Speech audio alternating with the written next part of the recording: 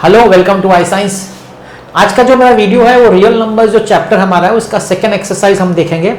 Second exercise जो deal करता है वो इररेशनल नंबर्स, इररेशनल नंबर से डील करता है।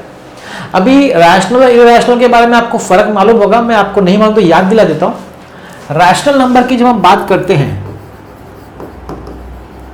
रैशनल नंबर वो नंबर होता है जिसको हम P अपॉन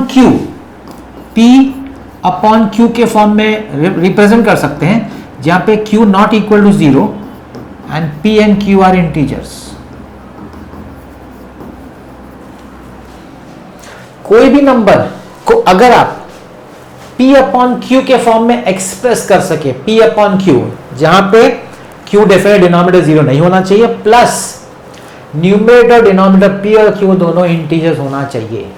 अगर आप किसी नंबर को इस फॉर्म में एक्सप्रेस कर सकते हैं तो उसको हम बोलते हैं रैशनल नंबर। तो इररेशनल नंबर की अगर हम बात करेंगे तो क्या इसका मतलब है? इररेशनल नंबर वो नंबर होगा जिसको हम P अपॉन Q के फॉर्म में एक्सप्रेस नहीं कर सकते। अभी फॉर एग्जाम्पल कोई बोलेगा कि सर ऐसा लिख सकते हैं क्या, लेट्स से √2 अपॉन √3। आपने P अपॉन Q के फॉर्म में लिख तो दिया, लेकिन ये जो आपका P और Q है वो इंटीजर्स थोड़ी है, ये भी तो कंडीशन सेटिस्फाई होनी चाहिए, सिर्फ फ्रैक्शन होना जरूरी नहीं है। ये आपका जो P और Q वो इंटीजर्स होना चाहिए। अगर वो इंटीजर नहीं है तो इसका मतलब वो रैशनल नंबर नहीं है। आपने रेशियो में तो एक्सप्रेस कर लिया, लेकिन वो इंटीजर्स किधर है? आई होप आपको समझ में आ गया what is the difference between a rational number and an irrational number. अब यहाँ पे एक बहुत छोटा सा एक्सरसाइज है जहां पे हमको बोला है चेक करो कि मतलब प्रूव करो या चेक करो कि नंबर रैशनल है कि इररेशनल है। तो उसके हिसाब से उसमें कैसा है ना, एक थ्योरम है जो मैं आपको बताना चाहूंगा जो यूज होता है। मैं इस थ्योरम की बात कर रहा हूं, तो इसको हम लोग समझेंगे। थ्योरम अभी हम नहीं कर रहे, हम इसको समझेंगे जिससे हम उसको एक्सरसाइज में यूज कर सकें। अब ये जो थ्योरम है वो यूज क्या करता है? Fundamental theorem of arithmetic. मेरे फर्स्ट लेक्चर मैंने आपको समझाया है क्या होता है फंडामेंटल थ्योरम ऑफ अरिथमेटिक, उस पर भी डिस्कशन नहीं करना है, लेकिन वो फंडामेंटल थ्योरम ऑफ अरिथमेटिक की प्रॉपर्टी को लेके ये थ्योरम दिया गया है। अब ये थ्योरम क्या है जरा ध्यान से समझिए। ये थ्योरम बोलता है let P be a prime number. तो हम P एक प्राइम नंबर लेते हैं। If P divides a square, let me give an example. चलो लेते prime number 3 is a prime number, ठीक है। It divides a square, divides कोई एक नंबर ले लेते हैं हम लोग, लेट्स से 6 स्क्वायर। क्यों 6 स्क्वायर? क्योंकि 6 स्क्वायर 36 होता है, तो उसको स्क्वायर के फॉर्म में दिखाना है इसलिए। तो ये एक्चुअली इसको 36 पढ़ना है, 6 स्क्वायर को हमको 36 पढ़ना है। तो 3 जो है 36 को डिवाइड करता है 12 टाइम्स। तो ये थ्योरम क्या बोलता है कि अगर P a स्क्वायर को डिवाइड करता है तो P a को भी डिवाइड करेगा। तो अगर 3 6 स्क्वायर को डिवाइड करता है मतलब 3 डिवाइड्स 6। आप बोलेंगे तो बड़ा सिंपल, ये क्या है, इसमें तो सिंपल है, बराबर है, सिंपल है, लेकिन ये एक थ्योरम है जिसको हमको अप्लाई करना है सम सॉल्व करते समय। तो ये चीज है। तो अगर एक प्राइम नंबर एक किसी नंबर के स्क्वायर को डिवाइड करता है तो उसका स्क्वायर निकलने के बाद जो बचेगा उसको भी प्राइम नंबर डिवाइड करेगा। ये स्टेटमेंट है। ए इज अ पॉजिटिव, हाँ वो चीज है, वो ध्यान रखने का कि ये पॉजिटिव इंटीजर है, पॉजिटिव इंटीजर। तो ये थोड़ा condition I just read for you again. Let P be a prime number. If P divide a square then P also divides a। अगर P a स्क्वायर को डिवाइड कर रहा है तो P a को भी डिवाइड करेगा। हाँ, कंडीशन ये है कि a जो आपका है वो पॉजिटिव इंटीजर होना चाहिए। इतना सा समझना है। अगर इतना समझ गए तो कुछ सम्स है जो हम देखेंगे, बहुत छोटे थोड़े से ही सम्स है, ज्यादा है ही नहीं।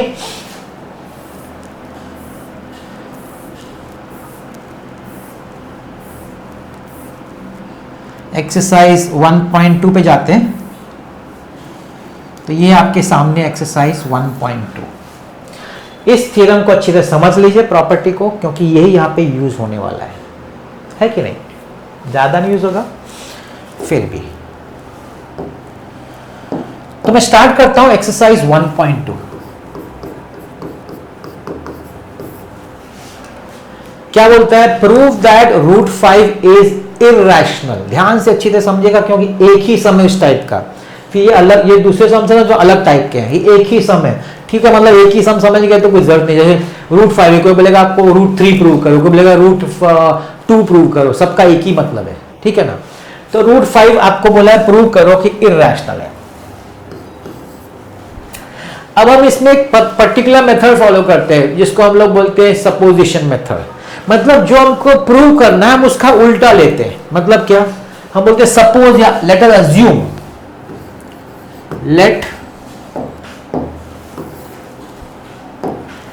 let us assume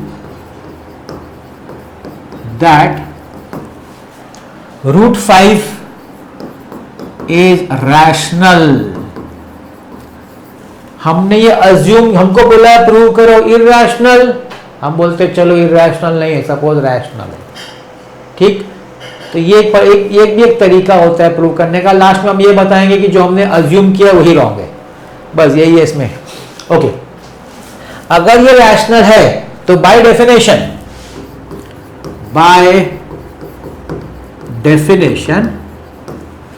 आप ये बोल सकते हैं कि √5 is equal to P upon Q not equal to 0, P and Q are co-primes।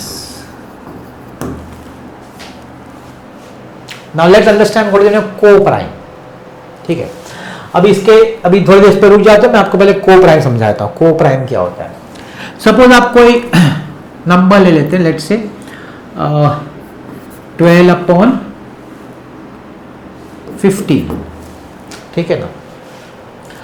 अब ये P और ये Q बोल सकते हैं हम लोग, लेकिन इसमें क्या है ना, ये और कैंसल भी हो सकता है, और प्लस ये प्राइम नंबर्स नहीं है आपस में। तो क्या होगा, अभी आप इस बोलेंगे 3 से कट करो, 3 4 जा 3 5 जा 4 अपॉन 5, 4 5 में मल्टी डिविजिबल नहीं है, 5 4 में नहीं, लेकिन मतलब आपस में वो एक दूसरे के प्राइम हो गए, को प्राइम। इन लोग आपस में इनका कोई मल्टीपल या कोई भी कॉमन फैक्टर नहीं है। 4 और 5 में कोई भी कॉमन फैक्टर या नंबर नहीं है, इसको कहा जाता है को प्राइम। मतलब इसको दूसरे भाषा में क्या बोल सकते पता है, आपने अपने फ्रैक्शन को एकदम लीस्ट फॉर्म में एक्सप्रेस कर दिया है। आपके फ्रैक्शन होगा, पहला कुछ नंबर, फिर कट किया, कट करते करते करते आप ऐसे फ्रैक्शन पहुंचे कि वो और कट नहीं हो सकता, ऊपर नीचे आप और कट नहीं कर सकते। जब ऊपर नीचे और कट नहीं कर सकते तो उसको हम बोलते हैं को प्राइम। मतलब ये फाइनल है, ये आपस में प्राइम है, इनमें कोई भी कॉमन नहीं है, इसका मतलब होता है को प्राइम। आई होप ये बात आपको समझ में आ गई, ठीक। तो मैंने ये लिखा है कि √5 is equal to P upon Q। मतलब सब अगर कुछ होता हुआ फ्रैक्शन सब काट के लास्ट में हम लोग P अपॉन Q पे पहुंचे हैं, जहां P और Q क्या है, को प्राइम है। और इंटीजर्स भी है, को अगर चाहिए तो वो भी मैं लिख दूं, को प्राइम इंटीजर लिख देते हैं। वैसे तो उसको समझने वाली बात है कि वो इंटीजर्स ही है, मगर किसी को अगर स्पेसिफाई करना है तो वो भी कर दे स्पेसिफाई।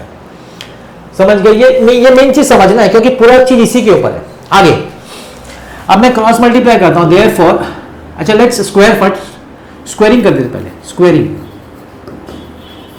तो ये जाएगा 5 is equal to P upon Q square, ठीक। Cross multiply, 5Q square is equal to P square, sorry 5 square Q square is equal to P square. Squaring किया हुआ। अब इसको देख के आप क्या बोल सकते हैं, हम लोग देख रहे हैं कि 5Q square is equal to P square है, तो इसका मतलब है 5 जो है P स्क्वायर को डिवाइड कर रहा है, क्योंकि जब ये 5 नीचे आएगा तो उसका आंसर Q स्क्वायर है। Q इज एन इंटीजर, इसका मतलब आपका कंक्लूजन ये रहता है कि 5 डिवाइड्स P स्क्वायर। कैसे मालूम पड़ा, क्योंकि जब आप 5 को नीचे लिखेंगे P स्क्वायर के तो लेफ्ट हैंड साइड में क्या बचेगा, Q स्क्वायर। ना Q इज एन इंटीजर, तो Q स्क्वायर भी इंटीजर है। तो अगर आप डिवाइड करके अगर आंसर इंटीजर आ रहा है मतलब वो डिविजिबल हो गया, इट इज डिविजिबल, मतलब P square is divisible by 5। इसको इस भाषा में बोल सकते हैं, इसको ये नहीं लिखना है, टेक्स्ट में एक्चुअली ये भाषा यूज किया गया है, P square is divisible by 5। आप इस भाषा में बोलिए या इस भाषा में, एक होता है एक्टिव वॉइस, एक होता है पैसिव वॉइस। इंग्लिश आपने ग्रामर जानते हैं, तो या तो आप बोलिए पी स्क्वायर इज डिविजिबल 5, या आप बोलिए आप पी डिवाइड पी स्क्वायर। मैंने ये भाषा क्यों यूज किया, क्योंकि मुझे वो थियरम है ना, थियरम, वो थियरम का स्टेटमेंट मुझे यूज करना है, इसलिए मैंने ये भाषा यूज की है। आ जाता हूं स्टेटमेंट पर, देखिए क्या बोला है, p डिवाइड ए स्क्वायर। तो मैंने क्या बोला है, 5 डिवाइड पी स्क्वायर, भाषा यूज करने के हिसाब से और कुछ नहीं। तो बोला है p divide a square then p divide j. तो यहां लिखूंगा by theorem, by theorem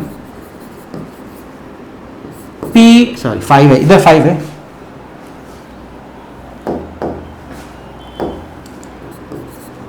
five divides p। If 5 divides p square, तो ये थ्योरम बोलता है अगर p a स्क्वायर को डिवाइड करता है तो p a को भी डिवाइड करना चाहिए। तो अगर 5p स्क्वायर को डिवाइड करता है तो 5p को भी डिवाइड करना चाहिए। अगर 5p को डिवाइड करना चाहिए, इसका दूसरा भाषा बोल सकते हैं p इज डिविजिबल बाय 5, दोनों चलेगा।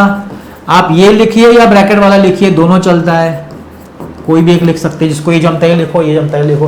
वापस बोलता, मैंने ये इसलिए देखा तो मैंने स्टेटमेंट भाषा जो थ्योरम का स्टेटमेंट है ना, उसी को यूज किया। ओके, अगर 5p को डिवाइड करता है तो इसका मतलब ये हुआ कि p को हम लोग 5 के मल्टीपल में लिख सकते हैं, क्योंकि 5p को डिवाइड करता है। तो हम लोग लिखेंगे चलो p is equal to some 5k, k is an integer, ठीक है। ओके, अब इसको हम लोग यहां पे लेट से, ये आपका इक्वेशन 1 है, सब्स्टिट्यूटिंग इन 1, सब्स्टिट्यूटिंग इन 1, यहां पे सब्स्टिट्यूट करते हैं। 5q square is equal to p की जगह लिखेंगे 5k द होल स्क्वायर, तो 5k द होल स्क्वायर हो जाएगा 25k स्क्वायर। अब आप इसको कट कर सकते हैं, ये कटेगा, यहां 5 बचेगा, तो क्या मिला, q square is equal to 5k square. अब देखिए, ये देख के आपने क्या बोला था, ये देख के आपने बोला था 5 डिवाइड्स p स्क्वायर। ये देख के आप क्या बोलेंगे, ये देख के बोलेंगे 5 डिवाइड्स q स्क्वायर। समझ रहे ना, यहाँ पे 5 और, क्योंकि यहाँ पे q वाज और इंटीजर, यहाँ पे k भी तो इंटीजर ही है, तो 5q square is equal to p square में आप बोल रहे हैं कि 5 डिवाइड्स p स्क्वायर, तो यहाँ पे 5k square is equal to q square बोल सकते हैं 5 डिवाइड्स q। आप यहाँ बोल सकते हैं 5 डिवाइड्स q स्क्वायर, आप बोल सकते हैं ऐसा, या फिर किसी को दूसरी भाषा यूज करनी है तो बोल सकता है q square is divisible by 5। वापस बोल रहा हूं, दोनों में से एक लिखने का है, तो ब्रैकेट वाला लिखो या ये, मैं ये क्यों लिख रहा हूं, मुझे वो मैच करना है उसके हिसाब से। ओके, अब जगह नहीं है तो एक काम करता हूं, मैं इसको स्मॉल कर रिड्यूस कर देता हूं। ओके, 5 डिवाइड्स q स्क्वायर, तो देखिए by theorem, by theorem 5 divides q square, तो हम लोग बोल सकते हैं कि 5 डिवाइड्स q, 5 डिवाइड, अगर 5 डिवाइड्स q स्क्वायर, तो थियरम क्या बोलता है कि 5 आल्सो डिवाइड्स q। किसी को लिखना है तो लिख सकता है q इज डिविजिबल बाय 5, वो भी लिख सकता है q इज डिविजिबल बाय 5, वो भी। अब यहां पे आपने क्या बोला है, देखिए ध्यान से देखिएगा, इसको मैं स्टेटमेंट नंबर 2 बोलता हूं और इसको मैं स्टेटमेंट नंबर 3 बोलता हूं। फ्रॉम 2 and 3, 2 and 3 देख के क्या बोल सकते हैं, ये बोलता है 5 डिवाइड्स p, ये बोलता है 5 डिवाइड्स q, तो क्या बोल सकते हैं, therefore 5 divides both p and q, मतलब 5 दोनों को डिवाइड कर रहा है, p और q को। हेलो, यहां पे क्या बोला था हमने स्टार्टिंग में, हमने बोला था p और q को प्राइम है, हमने बोला था कि उन दोनों में आपस में कुछ भी कॉमन फैक्टर नहीं है, कोई उनको कॉमन डिवाइड नहीं कर सकता, लेकिन हमको तो आया कि 5 दोनों को डिवाइड करता है, मतलब 5 divide both p and q, मतलब 5 is a common factor, that is 5 is a common factor of p and q, but p and q are co-prime, p and q are co-prime integers, P and Q तो को prime है, therefore this is a contradiction, ये contradiction है। अगर P और Q को prime है तो उनमें कोई भी कॉमन फैक्टर नहीं हो सकता। तो अगर कॉमन फैक्टर आया है तो क्यों आया है, इवन दो इट इज को प्राइम, इसका मतलब मेरा जो अजम्पशन था ना वो रॉन्ग है। देयरफॉर आवर अजम्पशन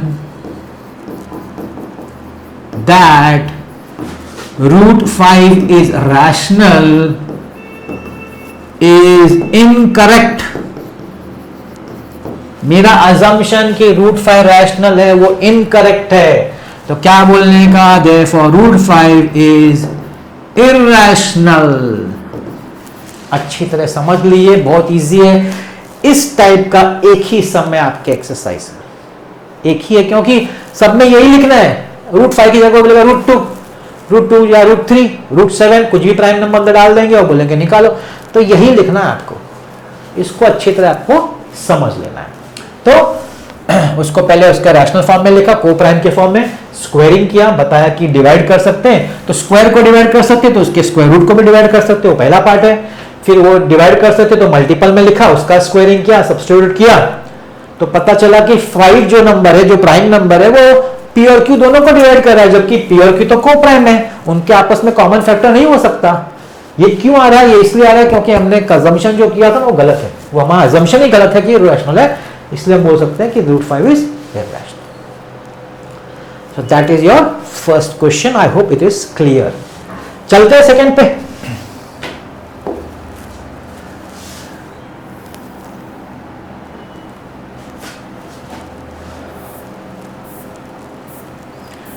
तो आई होप आपको पहला क्वेश्चन समझ में आ गया, उस पर कुछ भी अगर रूट दिया होगा तो आप तुरंत लिख सकते हैं ना। ये फर्स्ट क्वेश्चन हो गया। So we move on to the second one.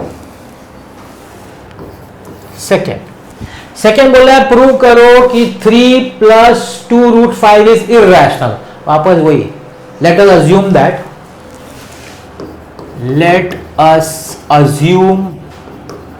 That 2 + √5 is rational. हमको बोला है 2 प्लस, अरे सॉरी रॉन्ग लिखा हमने, sorry 1 minute please. 3 + 2 √5, 3 + 2 √5 is rational. हमको बोला है प्रूव करो कि ये इरैशनल है, तो हम लोग अज्यूम करते हैं कि वो रैशनल है। तो अगर वो रैशनल है तो बाय डेफिनेशन मतलब रैशनल नंबर का डेफिनेशन क्या बोलता है कि 3 + 2 √5 is equal to P/Q, Q not equal to 0, P, Q are co-prime integers. ये तो लिखने का, जब भी आप एक्सप्रेस करें ना रैशनल में P/Q तो Q 0 नहीं होना चाहिए और P और Q आपस में को प्राइम इंटीजर्स होना चाहिए, ये आपको बोलना पड़ेगा। ठीक है, अब हम लोग क्या करते हैं, 3 को वहां शिफ्ट कर, ध्यान दीजिएगा 3 को मैं राइट साइड शिफ्ट करता हूं। 2 √5 इज इक्वल टू P/Q -3, 2 को भी वहां शिफ्ट करते हैं, divide by 2, √5 is equal to P/2Q -3/Q, sorry 3/2, मैंने दोनों से थ्रू आउट 2 से डिवाइड किया। अब देखिए इसका right hand side, for the above equation, since P and Q are integers, P और Q इंटीजर है, 3 2 ये सब इंटीजर है, तो राइट हैंड साइड तो पूरा रैशनल नंबर हो गया। Therefore RHS is a rational number, मतलब RHS रैशनल नंबर है। अच्छा, इसको ये √5 इसको इक्वल है, अगर RHS रैशनल नंबर है और ये इक्वल साइन दिखा रहा है, इसका मतलब √5 भी रैशनल होना चाहिए। This implies LHS should also be rational, should also be rational, that is √5 is rational, मतलब √5 भी रैशनल होना चाहिए। लेकिन अभी तो प्रूव किया root 5 is rational. This is contradictory. This is contradictory. क्यों? Because root 5 is irrational. ये कॉन्ट्राडिक्टरी है क्योंकि रूट 5 तो भाई इररेशनल है, मुझे आया रैशनल, तो एक कॉन्ट्राडिक्टरी क्यों आया? Because our assumption is wrong. तो वही जो मैंने लास्ट टाइम लिखा था, therefore our assumption that 3 plus 2 root 5 is rational is wrong, is incorrect बोलेंगे. wrong भी बोल सकते हैं लेकिन टेक्स्ट वाले ने incorrect वर्ड यूज किया तो हम लोग वो यूज करते हैं incorrect. therefore 3 plus 2 root 5 is irrational. ठीक है ना. सिर्फ सिंगल रूट हो ना तब वो सब करने का, डिवाइड स्क्वायर, वो स्क्वायरिंग करने का, वो सब सिंगल में हो तो. लेकिन इस तरह के जो होंगे ना मिक्स वाले, तो उसमें ये पर्टिकुलर मेथड फॉलो करने का, एक पार्ट को दिखाने का रैशनल और दूसरे वाला जो इररैशनल होगा उसको पहले हम बोलेंगे वो तो रैशनल हो गया, लेकिन बोलेंगे नहीं ये तो हो नहीं सकता, उसको तो इररैशनल होना पड़ेगा, तो हमारा एजम्पशन रॉन्ग है. ये जितने भी सम्स है ना, ये सेकंड मैंने किया, फिर ये तीनों सम, ये चारों जो सम है ना वो इसी मेथड पे. सिर्फ एक पहला वाला सम है उसका मेथड अलग था, स्क्वायरिंग करो, p divides p square divides, वो सब जो था ना वो एक ही सम था, और ये चारों सम इसी मेथड थे. तो अब अगर आप ये समझ गए तो आप go to the next one, third का फर्स्ट.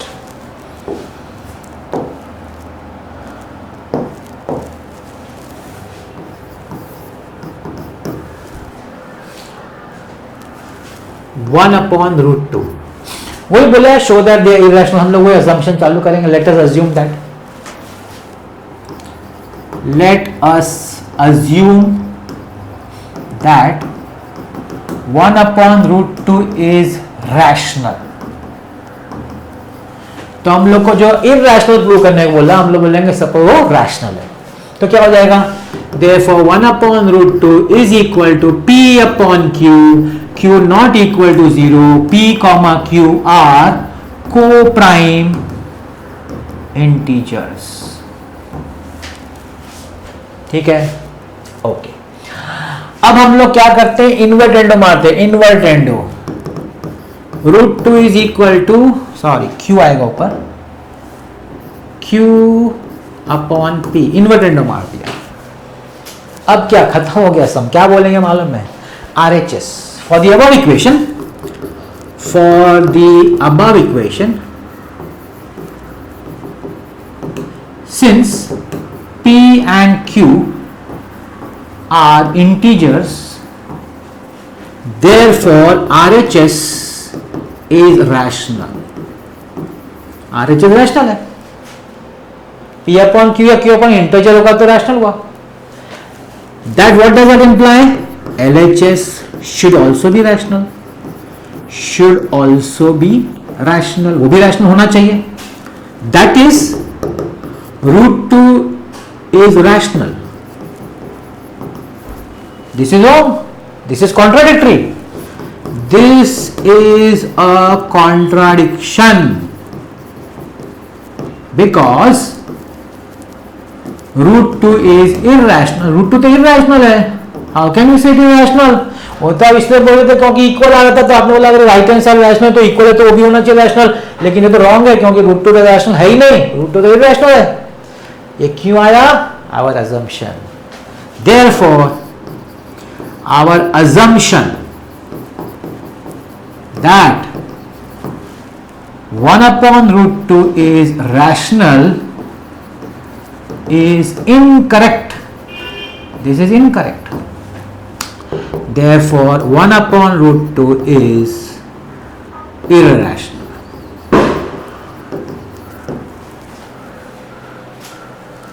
नेक्स्ट दो वैसे करूंगा आपके सामने, आप देखिएगा. सिंपल है, अभी आप समझ गए होंगे कितना सिंपल है, सब बहुत सिंपल है. Second 7 root 5. Let us assume that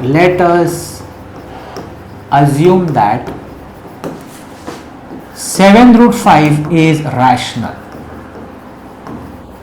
आप समझ गए ना क्या आने वाला है, सेम वही आने वाला है. तो जो इररेशनल उसको रैशनल, अभी रैशनल तो उसको एक्सप्रेस करेंगे. Therefore 7 root 5 is equal to P upon Q, Q not equal to 0, P comma Q are co-prime integers. अब एक चीज का ध्यान रखिएगा, सिर्फ रूट को अकेले छोड़ेगा और नंबर सब राइट में लेके जाएगा, तो मैं सिर्फ रूट 5 को रहने देता हूं, 7 को नीचे ले आता हूं, P अपॉन 7Q. ट्रिक क्या है कि रूट वाले को, सिर्फ रूट वाला जो पार्ट होगा ना प्राइम का, उसको एक साइड रखने का और सबको दूसरे साइड ले आने का. क्यों? जिससे कि एक साइड अपना राइट हैंड साइड रैशनल हो जाए. उसके बेस पे हम बोलेंगे कि LHS भी रैशनल है, लेकिन बाद में बोलेंगे अरे ये तो हो नहीं सकता, तो ये रैशनल है. तो हमारा असम्पशन, मतलब यही ट्रिक है जो आपको समझना है. तो इसके बाद क्या बोलेंगे? For the above equation,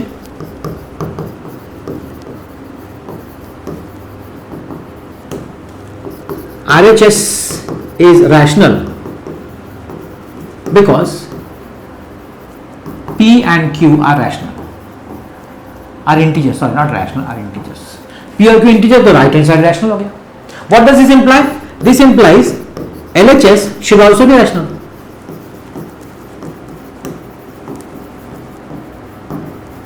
That is, root 5 should be rational. This is a contradictory, this is a contradiction. Why? Because this is a contradiction. Why? Because root 5 is irrational. ये तो रॉन्ग, और ये क्यों कॉन्ट्रडिक्टरी है? क्योंकि हमारा assumption जो हमने किया वो रॉन्ग है. Therefore our assumption that 7 root 5 is rational is incorrect. ये करेक्ट नहीं है. करेक्ट क्या है? 7 root 5 is irrational. ये चीज है.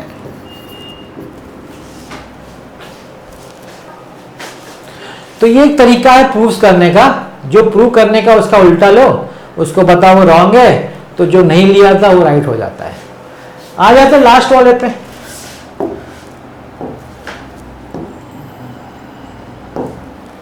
Third, 6 plus root 2. 6 plus root 2. Let us assume that, sorry. Let us assume that 6 plus root 2 is rational. ठीक है ना? हम ये अज्यूम कर रहे हैं कि 6 plus root rational मतलब उसको P upon Q में लिखेंगे. Therefore 6 plus root 2 is equal to P upon Q, Q not equal to 0, P comma Q are co-prime integers. अब क्या करने का, मैंने आपको ट्रिक बताया ना, आपको रूट रहने देने का और सबको राइट में शिफ्ट करने का. तो रूट को तो लेफ्ट में रहने दीजिए और 6 को राइट में ले आइए. P अपॉन Q माइनस 6, बस काम खत्म. अब क्या बोलने का? फ्रॉम द अबव इक्वेशन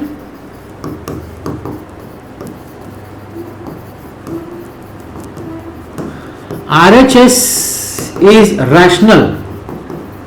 क्यों?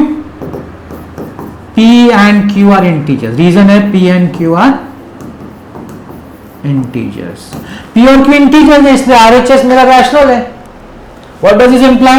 This implies LHS should also be rational. That is, root 2 should be rational. But this is a contradiction. But this is a contradiction. Why it is a contradiction?